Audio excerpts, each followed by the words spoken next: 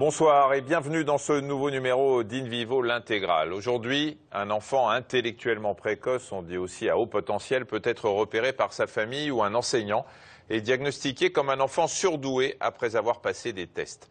Mais que signifie être surdoué ? Seul critère reconnu, un QI d'au moins 130, soit 30 points au-dessus de la moyenne.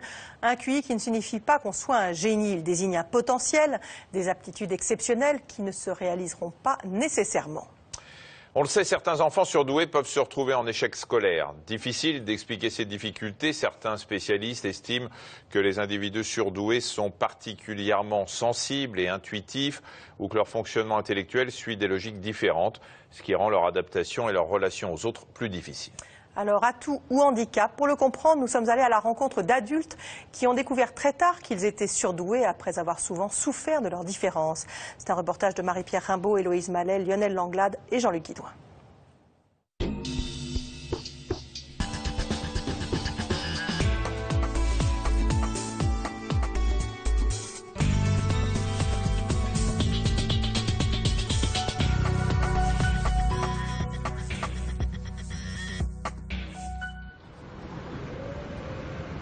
François a 37 ans et habite Paris. Excellent élève, fils d'un conservateur de musée et d'une enseignante, il est aujourd'hui consultant freelance. Depuis sa plus tendre enfance, il se sent à l'étroit dans ce monde. J'ai toujours eu l'impression d'être une espèce d'extraterrestre, ou en tout cas de vivre en exil. Voilà, l'impression d'être dans un monde où j'ai rien à faire, où je suis tombé par hasard, sans aucun moyen de retourner dans le monde d'où je serais censé venir. Mais voilà, quelque chose, il y a une absurdité du monde que j'ai toujours ressenti très profondément. Et ça s'est beaucoup passé au travers de l'institution scolaire, qui est quelque chose de très normatif. Et vous avez dans l'école deux types d'enfants qui sont mis à part et de façon pathologique. C'est les enfants qui sont en très grande difficulté et les enfants qui réussissent trop bien. Alors évidemment, l'école a un regard plus positif sur les seconds, mais ils souffrent tout autant en fait. Instabilité professionnelle, difficulté à travailler en équipe ou à accepter l'autorité, François se pose beaucoup de questions sur lui-même. Dans le cadre d'une éventuelle reconversion professionnelle, il a passé un test de QI auprès d'une psychologue. Le test dure plus de 90 minutes avec des questions de plus en plus complexes qui exigent une grande concentration. François doit par exemple donner sa définition de certains mots précis, un exercice qui montre la richesse et la complexité de sa pensée. Alors, il s'agit d'une personne ou de propos, d'une conversation qui s'attache à des choses très matérielles, sans grande portée intellectuelle, conceptuelle ou affective ou émotionnelle, qui manquent d'un certain, pas vraiment de second degré, mais d'un certain raffinement, d'une prise en compte de dimensions moins tangibles des choses, de la réalité. J'ai vu pour ce monsieur que les réponses sont très développées, que ça s'appuie sur une culture générale importante, un goût pour l'abstraction, un goût pour le développement, pour la complexification. Donc on est sur un fonctionnement qui vraisemblablement va nous donner en effet un QI très supérieur. Par consensus, une personne est reconnue surdouée à partir d'un QI de 130 et 2% de la population serait dans ce cas. Docteur en économie, François fait partie de ces surdoués qui réussissent brillamment leurs études, mais il se sent prisonnier d'une activité cérébrale intense qui le coupe de son corps. Il y a 10 ans, il découvre le kinomichi. Grâce à cet art martial, il a pu retrouver une certaine harmonie. C'est notre partenaire. Je me suis retrouvé souvent avec une étiquette d'intellectuel, ou à l'école c'était d'intello. C'est quelque chose qu'on m'a imposé de l'extérieur, dans lequel je me suis jamais retrouvé. Et quand je croise des gens qui sont vraiment purement des intellectuels, je me sens peu de points communs avec eux en fait. Et l'expression qu'on trouve par un langage corporel, donc qui est détaché des mots, qui est détaché en plus des enjeux scolaires et tout ça, il y a un espace de liberté qui est très important pour moi. Prends ton temps, rouler autour de l'autre. Établit les contraintes sociales, l'autorité sans fondement, toute forme de conformisme dénué de sens à ses yeux. D'où sa difficulté à s'épanouir dans les milieux professionnels et ce sentiment de décalage avec tous ceux pour qui ses normes et ses façons de penser sont juste des évidences. Grosso modo, les gens qui deviennent universitaires, chercheurs, c'est des gens qui ont toujours été bons élèves, auxquels le système a très bien réussi et qui restent dedans, et qui restent extrêmement scolaires dans leur vie. Et au Kinomichi, on sort de ça, alors on fait enfin quelque chose sans que ça serve à quoi que ce soit, sans qu'il y ait de notes, sans qu'il y ait... Voilà, ça fait sortir vraiment des cadres très normés de la scolarité, des choses comme ça. Oui, ça fait rien, c'est bon, c'est bon, c'est bon, c'est bon, c'est une autre manière, ça. C'est bon. Bonjour François. Bonjour Clotilde. Allez-y. Lorsque la psychologue lui a donné les résultats de son test de QI, il a pu enfin poser un mot sur son mal-être. Alors comment ça va? Ça va bien. Vous êtes venu me voir parce que vous sentiez, surtout depuis quelque temps, un décalage par rapport à votre environnement, avec, en vous disant que finalement peut-être vous étiez une personne surdouée et que cela expliquait ce sentiment de décalage, le fait que les autres ne vous comprennent pas toujours ou que vous-même vous ne les comprenez pas forcément simplement. La question de l'adaptation aussi professionnelle, vous dites que vous vous ennuyez souvent au travail, que les tâches sont répétitives. Alors, le test de QI, il n'y a en fait aucun point faible, il n'y a que du supérieur, normal supérieur ou très supérieur. L'ensemble de tout cela va constituer le quotient intellectuel, qui effectivement vous situe dans les personnes surdouées ou à haut potentiel.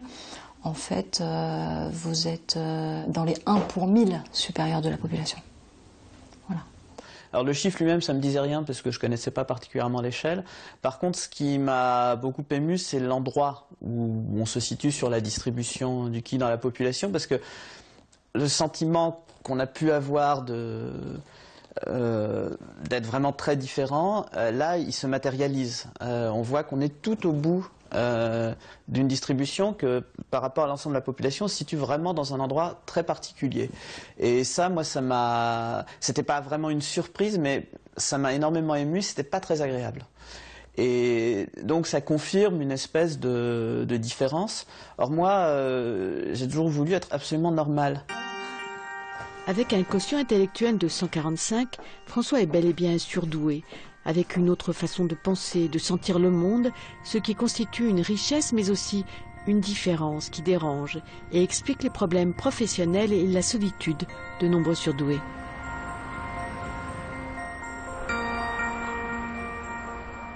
Nous sommes à Marseille. Patricia a 54 ans, elle a été diagnostiquée surdouée en 2006, après avoir passé plus de 40 ans à se demander pourquoi elle se sentait si mal. Petite fille, pourtant, elle a été très heureuse dans ce quartier de l'Estac, où elle aime revenir. Voilà, ça c'est ma petite école. C'est la première école où j'ai été, c'est mon école maternelle et mon CP aussi, puisqu'à l'époque, on allait au CP dans le même endroit, quoi. Et j'ai adoré. Et j'y étais très très heureuse jusqu'au CP, puisqu'au CP je pense que la différence s'est vue et que tous les soirs, j'avais une gentille petite fille qui me tapait dessus parce que je savais trop de choses, qui me suivait. Je partais chez moi par ici, qui me suivait pour me taper.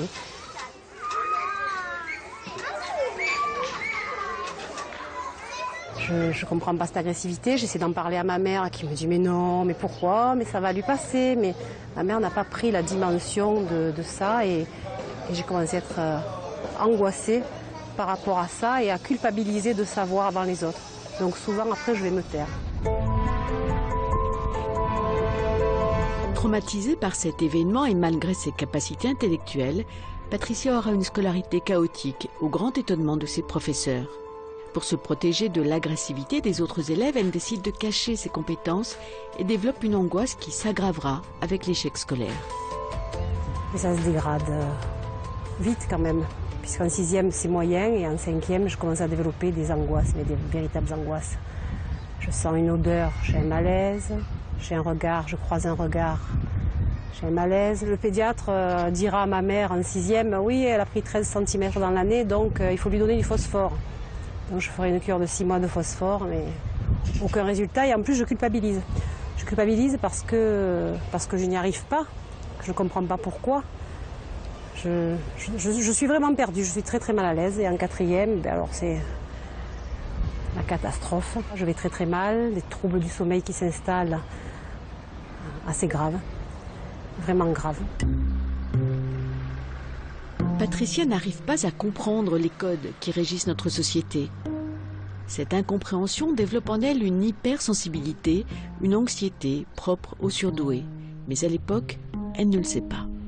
Je ne suis pas très heureuse quand je vois qu'on pense que le surdoué, on le met à l'école et ça va tracer jusqu'au bout. C'est pas vrai, c'est pas vrai.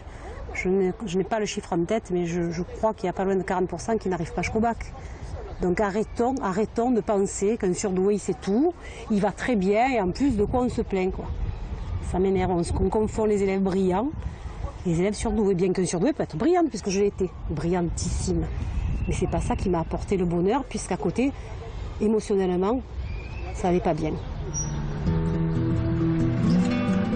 Elle arrête ses études après le bac, fait des petits boulots, se marie jeune, a 2 enfants qu'elle adore, mais le sentiment de frustration, les crises d'angoisse persistent.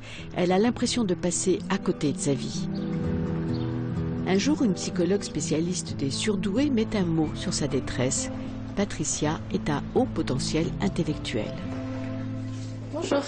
Mais ce savoir surdoué ne règle pas son mal-être, alors elle poursuit une thérapie avec celle qui comprend enfin sa différence. Bon, Patricia, ça me fait plaisir De se voir. de vous voir là. J'ai voulu reprendre rendez-vous parce que je sais pas, je gère un peu des choses un peu difficiles en ce moment et j'ai fait des crises d'angoisse en pleine nuit, quoi. Donc, Qu'est-ce qui se passe de difficile? bon, ça va être des broutilles, mais je pense que c'est avec mes problèmes de santé. Tout est qui ajoute. J'en ai marre de venir dans ce cabinet de pleurer chaque fois. De dire c'est des broutilles, c'est tout de suite considérer que votre vécu n'a pas d'importance. Oui. Ça commence par ça. On en a souvent parlé. Ok? Oui. Donc vous avez quelque chose d'important qui vous touche à partager avec moi. Jeanne Siofachin a écrit plusieurs livres sur les enfants et les adultes surdoués. Elle a créé une association et des centres à Paris et à Marseille pour les diagnostiquer et les accompagner. Pour moi, être surdoué, c'est une façon d'être au monde, tous les sens en éveil, avec cette intelligence lucide, voire extra-lucide, parce que on capte 1001 informations que les autres n'auront pas captées, qui va être traitée et enregistrée à très grande vitesse par un cerveau qui est toujours en marche et qu'on ne peut pas arrêter, et qui en plus va être élaborée, qui va être construite en arborescence, c'est-à-dire qu'une idée entraîne toujours une nouvelle idée, une nouvelle hypothèse, une nouvelle question et rarement une réponse. Et si je ne peux pas répondre à ces questions-là, eh bien je n'arrive pas à vivre. Les neurosciences ont montré grâce à l'imagerie que le cerveau droit, zone de la pensée intuitive, et l'amygdale ont une activité plus intense chez une personne surdouée. Il a été aussi très bien montré aujourd'hui avec les études que, vous savez, cette petite zone du cerveau, l'amygdale, nichée au fin fond du cerveau archaïque, et dont la fonction est de décoder les émotions. Et il a été bien montré que cette petite zone était beaucoup plus vulnérable et que le seuil auquel l'amygdale se déclenche est beaucoup plus bas que chez des personnalités habituelles, chez des personnes habituellement. Ce qui veut dire que la moindre petite émotion va déclencher la réactivité de l'amygdale et envoyer des informations très vite, toujours pareil ici au préfrontal, qui vont être envoyées très vite au pariétal, qui vont être redistribuées très vite à l'ensemble du cerveau. Et c'est waouh, j'en ai plein la tête, plein la tête, plein la tête, et ça disjoncte. Alors on peut nous toutes les deux. Oui. On pose les pieds bien à plat sur le sol. Oui. Les mains sur les cuisses. C'est par la méditation que Jeanne calme les angoisses de Patricia. Une pratique qui apaise le mental, mais toutes ces années de mésestime de soi et de doute laissent des traces difficiles à soigner. Ces angoisses, Patricia essaye de les apaiser en écrivant des poèmes. La douleur n'est pas toujours grimaçante. Elle pénètre, soudaine ou insidieuse, violente et invisible. Elle s'installe. Elle s'impose dans ma vie, même si je ne l'ai pas invitée, je compose. En plus de son mal-être, elle multiplie des pathologies atypiques comme ses cicatrices kéloïdes dues à un excès de collagène. Ainsi, chez elle, une banale piqûre de moustique se transforme en un bourrelet épais et fibreux. Ça commence, j'ai un tout petit truc, et puis j'arrive à à me mutiler, j'allais dire, à me faire mal, jusqu'à même saigner. Je ne le sens pas parce que je pense que la douleur est si forte à l'intérieur que la douleur physique, c'est autre chose. Et oui, parce que ça allait tellement mal, j'ai développé des maladies dites auto-immunes, mais toujours atypiques, qui ont été compliquées à étiqueter. Notamment ma maladie de base d'eau. J'ai fait une hyperthyroïdie, au lieu de maigrir comme les autres personnes, moi j'ai grossi. S'agit-il de somatisation? Y a-t-il un lien génétique entre ce que les spécialistes nomment la douance et ces pathologies? Impossible de le prouver aujourd'hui, mais beaucoup de surdoués développent des maladies rares et d'autres sont considérés comme des malades psychiatriques. C'est pour ça que c'est important de bien comprendre la particularité de fonctionnement de ces personnalités-là pour ne pas partir dans des errances diagnostiques et surtout dans des errances thérapeutiques avec ces enfants, ces ados, ces adultes qui passent de psy en psy et qu'on va essayer de formater, y compris les psys.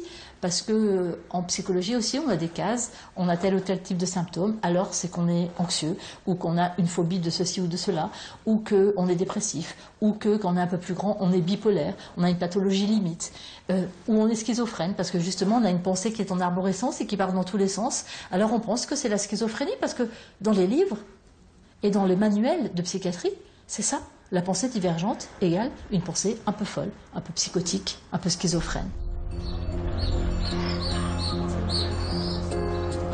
Ces maladies auto-immunes ont obligé Patricia à interrompre ses fonctions de professeur des écoles. Elle est aujourd'hui travailleur handicapé et correctrice par correspondance pour le CNED. Lorsqu'elle était en poste, elle s'est heurtée à un système scolaire trop normatif à ses yeux. Une collègue témoin de cette époque la soutient aujourd'hui. Mes petits élèves là, ah, je les adore, je les vois, ils sont grands maintenant. Surtout quand tu vois des petits surdoués qui sortent de là-dedans, que toi tu les repères, que tu le dis aux collègues, que les collègues te disent « Ah, mais où surdoué? Ah, il a 11 de moyenne. Ah, où surdoué? Oh là là, il fait que des bêtises. » Ce dernier enfant, là, le maître le mettait à la porte tout le temps, il souffrait. Mais moi, il venait à la récréation, écoute, on discutait, on parlait astronomie, on parlait des hélicoptères, on parlait de tas de choses. Et les maîtres me disaient « Mais les turbulents, des punitions !» Et le maître me mettait à la porte, je dis « Mais enfin, j'ai pas pu, j'ai appelé les parents, j'ai dit ça, votre enfant est surdoué, je pense qu'il est surdoué, il faut le faire tester effectivement. Et là on a fait un forcing et je pense que là je me suis quand même mis une partie de l'équipe à dos parce que c'était intolérable d'accepter que je soutienne le passage anticipé en 6e de cet enfant qui avait 11 de moyenne en CM1. Et ça a tracé, hein. Il est passé en 6e, putain. Lorsque j'ai appris que Patricia avait été détectée surdouée, j'ai pas été surprise. Par contre, j'ai mieux compris sa souffrance. Puis ça fait peur parce que on se dit que le métier qu'on fait, on passe forcément à côté d'enfants comme ça, et c'est grave, parce qu'on ne les aide pas et en plus on ajoute à leur souffrance. Donc parce qu'on leur demande sans arrêt, on leur demande aux enfants sans arrêt d'être dans un certain moule, on attend certaines réactions et puis oui.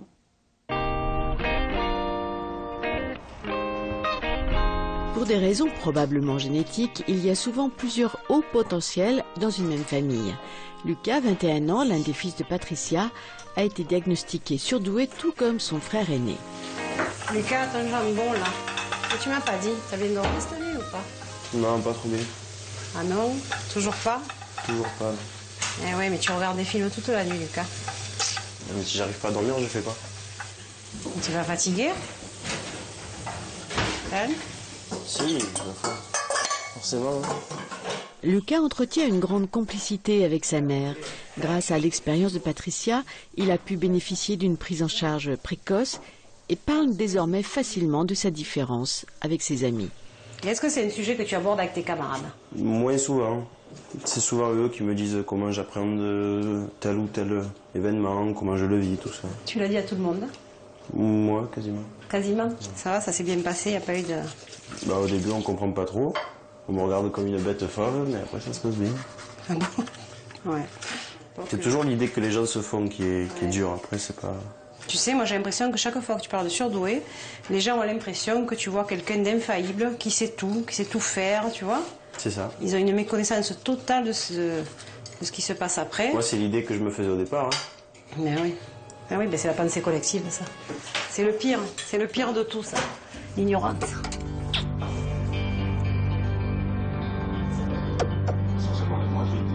Lucas était un élève à l'esprit vif, mais turbulent, indiscipliné, qui s'ennuyait beaucoup et ne travaillait guère. Nouvelle preuve qu'un surdoué peut se retrouver en échec scolaire face à des méthodes d'apprentissage qui l'excluent.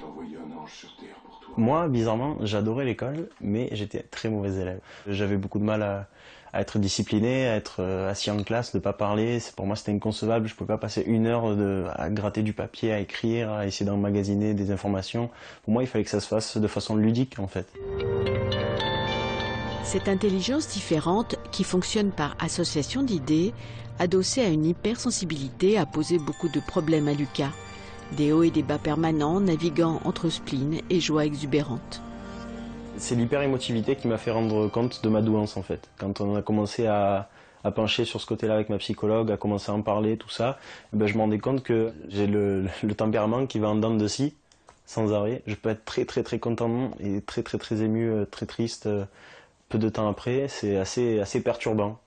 Ouais, j'ai beaucoup de mal à dormir la nuit, dû à des angoisses de mort, en fait. Je me vois mourir dans l'instant, j'ai la peur de m'endormir, de jamais me réveiller le lendemain matin, donc je passe des nuits blanches atroces.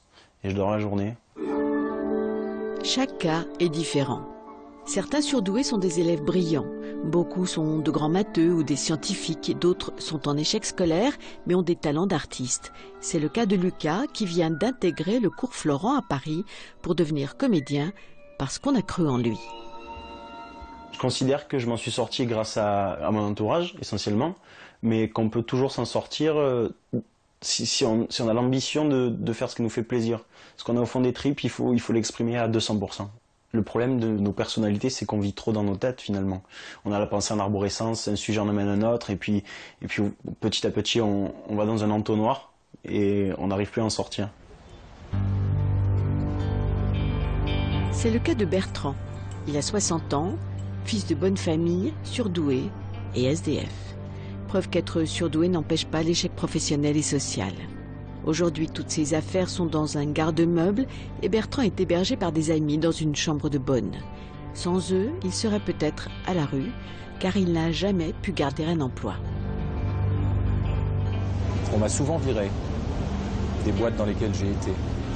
Je suis parti quelques fois, mais j'ai souvent été viré. Dans la vie professionnelle, ça m'est arrivé à plusieurs reprises de me sentir isolé, de me sentir seul. Ça m'est arrivé de me sentir en décalage par rapport aux attentes et même au fonctionnement de ma hiérarchie. À plusieurs reprises, ça m'est arrivé de m'entendre dire que je m'étais mis des gens à dos. À dos, pas de façon violente ou agressive, mais à dos au sens difficulté à travailler avec moi. Et peut-être que ça a pu être perçu comme de l'insolence ou de l'impertinence ou de la rétivité à fonctionner en groupe ou je ne sais pas très bien. Bertrand a papillonné toute sa vie d'un travail à l'autre. Il a été skipper, directeur commercial, guitariste de rue. Actuellement, il est chauffeur de maître, intérimaire. Ma vie jusqu'à présent, je l'ai vécue, j'allais dire, par tâtonnement. Ce qui est certain, c'est que je suis seul à être dans ma tête et je ne sais pas comment fonctionnent les autres.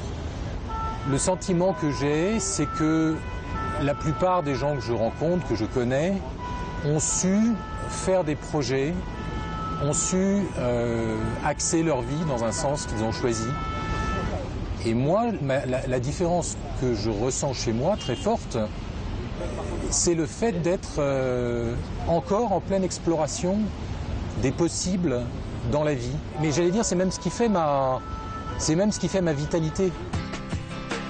Alors, ce matin-là, Bertrand a rendez-vous chez un ami de plus de 40 ans, Gérard, un copain du temps du lycée qui connaît très bien sa personnalité et l'a vu travailler. Lui, tu vois qui c'est? Bien sûr, hein, c'est Régis. C'est Régis, ouais. Ouais. Si je parle de Bertrand à cette époque-là, c'était l'homme doué, le garçon doué. Il était doué, il écrivait facilement, il racontait des histoires, il jouait bien de la guitare, il était drôle. Et je m'étais dit, c'est une étoile filante, Hein. Moi, je vais avoir un parcours bon, à mon petit niveau, et puis un jour, il va disparaître au firmament parce qu'il est nettement plus doué que tout le monde. Hein. Et puis ça s'est pas vraiment fait. Hein. Ça s'est pas vraiment fait. Tant que c'était facile, il a passé son bac, il est rentré dans une école de commerce, et Bertrand est le seul qui a fait cette école qui doit se faire en 3 ans, et il l'a fait en 6 ans. Bon. Et puis, une aventure professionnelle vraiment compliquée. Visiblement un manque de repères, avec une relative déconnexion des priorités. C'est quelqu'un qui avait une vraie difficulté à faire un rétro-planning, c'est-à-dire vous avez un train à prendre le samedi à midi, on est jeudi, n'importe quel homme ou femme normalement câblé, il a un rétro-planning, il sait qu'il doit faire un certain nombre de choses avant. Bertrand, non. Donc du coup, il rate son train. Et puis le lendemain, il le rate encore. Et puis finalement, il l'a le 3e jour. Quand vous êtes face à cette situation et que vous ne comprenez pas que Bertrand est quelqu'un de particulier, vous avez envie de le tuer. D'ailleurs, j'ai eu envie de le tuer. Et je me suis rendu compte, mais j'ai mis 20 ans, hein, que compte tenu de ses spécificités, ce qui pouvait agacer chez quelqu'un et mériter un reproche, chez Bertrand, c'était l'expression d'une personnalité qui est complexe et surtout une vraie difficulté, hein, à s'insérer dans la vie. Hein. Ce don s'est finalement retourné contre lui.